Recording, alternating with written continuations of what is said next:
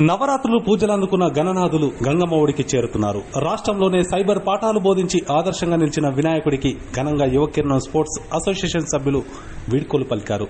నిమజ్జనానికి తరలిస్తున్న వినాయకుడి వద్ద సైబర్ మోసాలు, చట్టాలపై అవగాహన కరపత్రాలను యూత్ సభ్యులు స్థానిక ఎస్ఐ గంగరాజుతో కలిసి ఆవిష్కరించారు. ఈ సందర్భంగా ఎస్ఐ గంగరాజు మాట్లాడుతూ అందరికీ ఆదర్శంగా నిలవడంతో పాటు ప్రజలకు మేలు చేసే విధంగా సైబర్ మోసాలపై అవగాహన కల్పించే విధంగా యువకిరణం స్పోర్ట్స్ అసోసియేషన్ సభ్యులు చేసిన వినూత్న ఆలోచన అందరినీ ఆకట్టుకోవడం జరిగిందన్నారు. ఎంత ఆర్భాటం చేశామనేది కాకుండా ఎంతమందికి వినాయక నవరాత్రులతో ఉపయోగపడిందనేది ముఖ్యమన్నారు.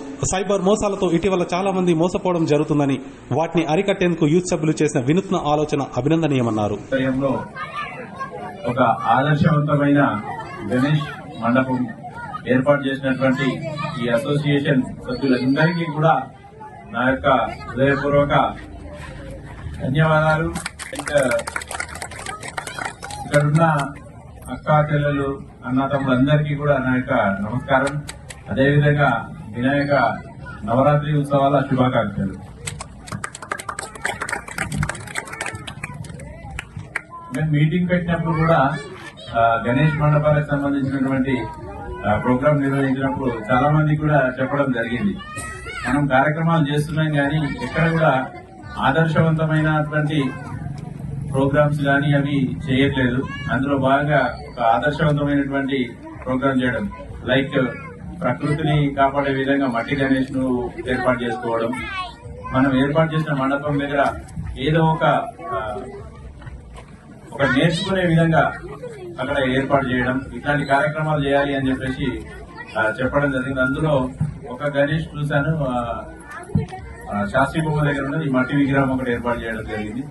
రెండోది ఇంకా మనకు శివకుమార్ అన్న నాకు 1 వీక్ ఇట్లాంటివి చేస్తున్నాము, దానికి మీ సహకారం కావాలి అని అంటే మీరు చేయడమే చాలా గ్రేట్, ఎటువంటి సహకారమైన మేము చేస్తామని చెప్పేసి చెప్పడం జరిగింది. అందులో ఈ సైబర్ నేరాల గురించి అనే కాన్సెప్ట్ తీసుకొని చేయడం అన్నది మనకు ఈ మధ్యకాలంలో చూసినట్టయితే ఎక్కడ కూడా నాకు తెలిసి ఏర్పాటు చేయలేదు. అందుకే మన శ్రీధర్ సార్ చెప్పినట్లు రాష్ట్ర వ్యాప్తంగా కూడా ఒక ప్రత్యేకత అనేది సంతరించుకున్నది. ఇప్పుడు మనం చూస్తున్న కాలంలో డైరెక్ట్ గా, గతంలో అయితే దొంగలు అనే వాళ్ళు ఫిజికల్ గా వచ్చి వాళ్ళు దొంగతనం చేస్తూ పోయేది. ఇప్పుడు చాలా సింపుల్ అయిపోయింది. టెక్నికల్ దొంగ అనమాట వీడు. టెక్నాలజీని ఉపయోగించుకొని మనం టెక్నాలజీ మీద ఆధారపడ్డదాన్ని వాడు సులువుగా క్యాచ్ చేసి నేరాలు చేయడం అనేది జరుగుతుంది. అందులో భాగంగానే చాలా వరకు కొన్ని పోస్టర్స్ కానీ అడ్వర్టైజ్మెంట్ ఉండే విధంగా ఉన్నటువంటి ఫ్లెక్సీలు ఏర్పాటు చేయడం జరిగింది. ఈ రోజు మన కాంప్లెక్స్ లో చూసినట్టయితే కూడా ఇందులో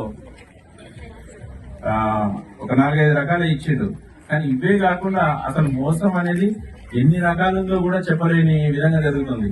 ఈ రోజు వచ్చిండు ఒక పర్సన్ 1,80,000 పోగొట్టుకున్నారు. కమర్పల్లి విలేజ్, అది క్రెడిట్ కార్డు మోసం అని చెప్పేసి. కాకపోతే ఒకటి మనం గుర్తుంచుకోవాలి, ఏ మోసం జరిగినా ఏదైనా ఆన్లైన్ మోసాలు జరిగే వాటిలో మోసానికి గురి కావడానికి వారికి కీ ఇవ్వడం అనేది, ఎవరైతే మనం టెక్నాలజీ యూజ్ చేస్తున్నామో మనమే పొరపాటు చేస్తాం. మనం ఏ విధమైనటువంటి యాప్ కానీ మనం ఎటువంటి పొరపాటు చేయనట్లయితే మన అకౌంట్ లో ఉన్న డబ్బులు ఎటు పోవు. 100% అది గ్యారంటీ.